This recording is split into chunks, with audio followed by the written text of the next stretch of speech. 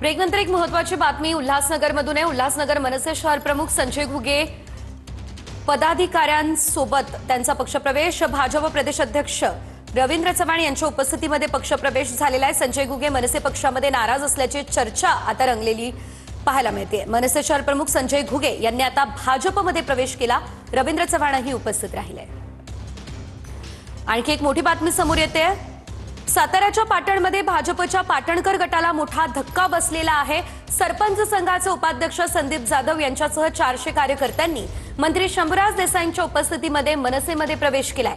पाटणकरांच्या कार्यपद्धतीला कंटाळून आणि देसाईंच्या विकास कामावर विश्वास ठेवून हा प्रवेश झाल्याचं सांगण्यात आलेलं आहे। पाटणकरांनी जेव्हा भाजपमध्ये प्रवेश केला तेव्हा या लोकांनी भाजपमध्ये प्रवेश केलेला नव्हता। त्यांना हे पाटणकर गटामध्ये असताना हे तसेच राष्ट्रवादी काँग्रेसमध्ये राहिलेले होते। यांनी आज शिवसेनेमध्ये प्रवेश केलेला आहे।